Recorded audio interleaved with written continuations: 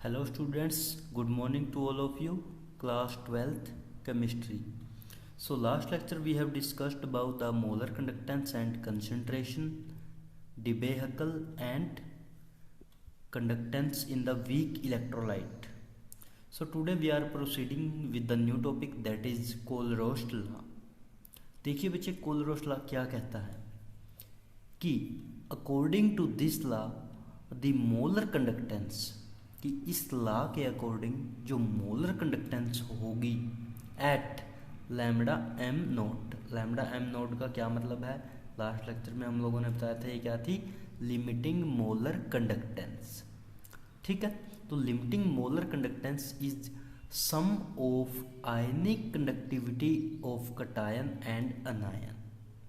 क्या समझ में आया कि कोलरोश लॉ बोलता है कि जो मोलर कंडक्टेंस होती है एट लिमिटिंग मोलर कंडक्टेंस के ऊपर, कहता वो कटायन और आयन की जो कंडक्टिविटी है उनका सम होती है। ठीक है, देखिए कैसे। अभी हम एक जर्नल लेके चलते हैं। लाइक हमने ले लिया कि कोई ए एक्स है और बी वाई है। ठीक है, अब हम इसको किसके अकॉर्डिंग रखते हैं, लिमिटिंग मोलर कंडक्टेंस की। ये लिमिटिंग मोलर कंडक्टेंस होगी, ये ए एक्स और बी वाई। अब फॉर्मूले के अकॉर्डिंग देखिए उसने क्या कहा था कि ये कटायन और आयन का सम है, यानी कि उनकी कंडक्टिविटी का सम है। सो हम अब देखिए कैसे करेंगे। एक्स यानी कि जितने ए थे हमारे पास, कितने थे, वो ए एक्स था, तो एक्स हम आगे लिखेंगे। उसके बाद लैम्डा, लैम्डा के ऊपर नोट, उसके बाद जिस सब्सटेंस का लिखना है कौन था, ए, तो ए हो गया। ठीक है बच्चे, अब दूसरे वाले की जो है वो उसके पावर में आ जाएगी। दूसरा कितना था, बी, कितना था वो वाई, वो उसके पावर में। ऐसे ही अब दूसरे का देखते हैं। दूसरा क्या कि पहले हमने जैसे ए के नीचे एक्स था तो एक्स आगे लिखा था, अब बी के नीचे क्या है, वाई, तो वाई को कहाँ लिखेंगे, आगे। ठीक है, ये एक टाइप से नंबर है इनका, बी कितना है। फिर लैम्डा नोट, फिर हमारा सब्सटेंस कौन है, बी। अब देखिए दूसरे एक्स वाले में लिखा था वाई की पावर, और वाई वाले में कौन सी पावर लिख देंगे, एक्स।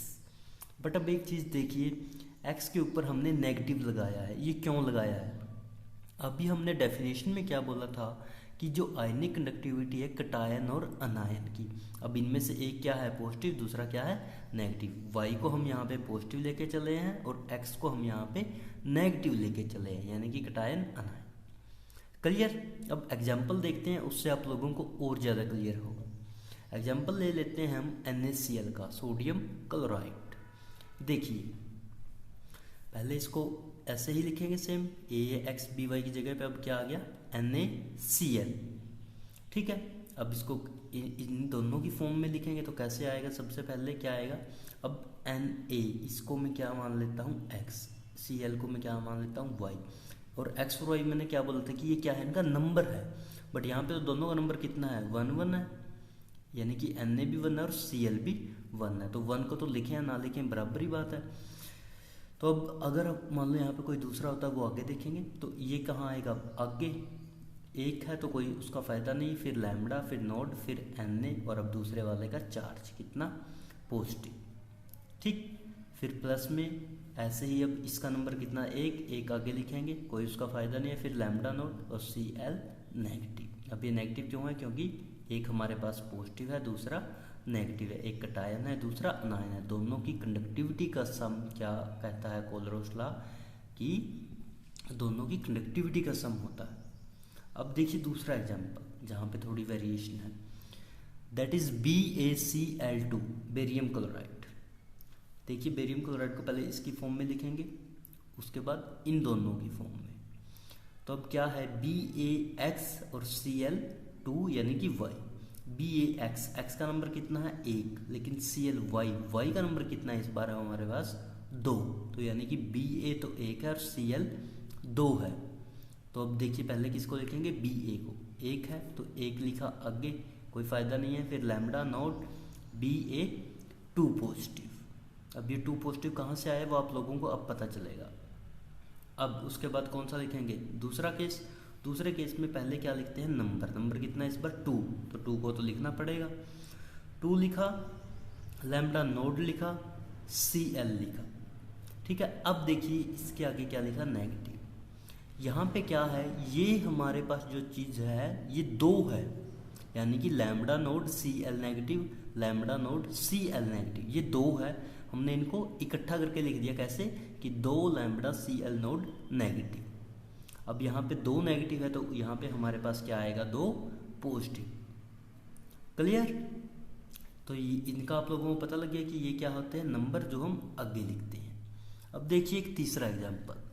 तीसरा एग्जाम्पल है हमारे पास AlCl3। अब AlCl3 को भी कैसे लिखेंगे, इसमें क्या क्या बन गया हमारे पास, Al(x) की वैल्यू कितनी है 1 और Cl3 y की वैल्यू कितनी है 3। ठीक है। अब देखिए लैम्बडा नोट m यानी कि लिमिटिंग मोलर कंडक्टेंस AlCl3 कैसे, तो अब दोनों फॉर्म Al का x कितना है 1, तो 1 लिख दिया आगे। फिर लैम्बडा नोट Al3 पॉजिटिव। अब ये 3 पॉजिटिव क्यों आया, जितने हमारे पास नेगेटिव होंगे उतने ही पॉजिटिव होंगे। ठीक है। अब y की वैल्यू कितनी है यहाँ पे 3, तो 3 लिखा मैंने आगे। फिर लैम्बडा नोट और Cl नेगेटिव, यानी कि अब यहाँ पे ये क्या केस है कि लैम्बडा नोट Cl नेगेटिव मेरे पास 3 बार है। ठीक है। तो इकट्ठा करके इसको कैसे लिख देंगे कि 3 लैम्बडा नोट Cl नेगेटिव। ऐसे ही फिर यहाँ पे अगर ये 3 बार नेगेटिव है तो इधर क्या आ जाएगा, 3 बार पॉजिटिव, यानी कि इसके ऊपर 3 पॉजिटिव। तो ये थी बच्चे हमारे पास कोलरोस्ट लॉ की डेफिनेशन के अकॉर्डिंग उसके एग्जाम्पल। ठीक है। अब हमें एक न्यूमेरिकल देखते हैं इन्हीं के बेस के ऊपर। देखिए क्या कहता है कि if the molar conductivity eight lambda m dilutions of NaCl, HCl and CH3COONa, ठीक है, the molar conductivity 126.4, 425.9 and 91 Simon centimeter square mole inverse. What will be the molar conductivity of acetic acid, that is CH3COOH? ठीक है। यानी कि हमें NaCl, HCl और CH3CONa लेके इनकी मोलर कंडक्टिविटी दे दी गई और फिर कहता है कि मोलर कंडक्टिविटी बताओ CH3COOH यानी कि एसिटिक एसिड की। अब देखिए कैसे, सबसे पहले वही बेसिक फॉर्मूला लिखेंगे।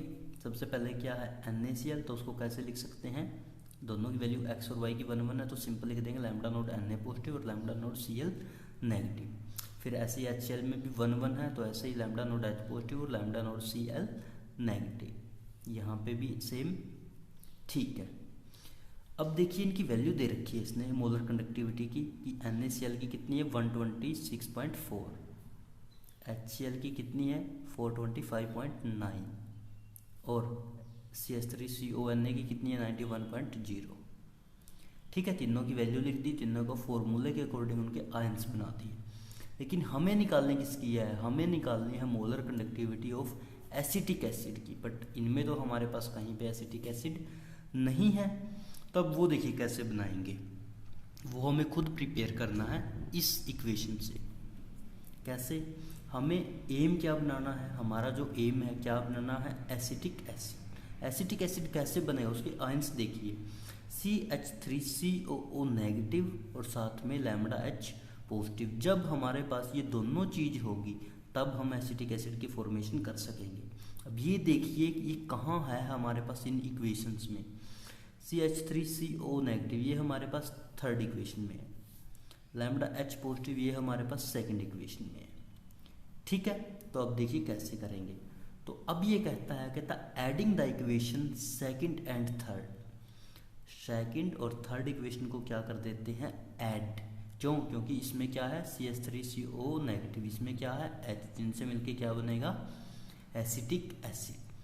दोनों को जब ऐड करेंगे यानी कि दोनों की मोलर कंडक्टिविटी को ऐड करेंगे और उनकी मोलर कंडक्टिविटी कितनी है 425 और 91, तो इन दोनों को क्या कर देंगे सिंपली ऐड। फिर कहता है सब्सट्रैक्ट 1 और NaCl वाले को क्या कर दो, कहता नेग्लेक्ट, यानी कि वो सिंपली ऐसे निकाल दी उसने कि इन तीनों में से निकाल ली है तो क्या किया इन दोनों को सम कर दो, ठीक है, और ये माइनस कर दो। देखिए कैसे 425.9 और 91.0 दोनों को सम किया तो ये आया 516.9। इसमें से माइनस कितना करेंगे, NaCl की वैल्यू कितनी है 126.4। इसमें से ये माइनस किया तो कितना आ गया 390.5, that is Simon centimetre square mole inverse. Clear. तीनों की कंडक्टिविटी, तीनों के आयंस बनाओ, तीनों की वैल्यू लिखो, दो को प्लस करो। पहले ये देखो एम क्या है, वो कहाँ कहाँ से बन रहा है, उन इक्वेशंस को प्लस करो, बाकी को सब्सट्रैक्ट करो and you will find your value. Next आपके लिए है, ये घर से करना है, आप लोगों का काम है। देख लीजिए, BaOH डिवाइस है, मोलर कनेक्टिविटी इतनी, BaCl2 है 240 और NH4Cl है 124। प्रिपेयर क्या करना है, NH4OH। ठीक है, कहाँ कहाँ से बनेगा, पहले इनके आयंस बनाओ, देन यू विल फाइंड। ये नेक्स्ट लेक्चर में हम देखते हैं।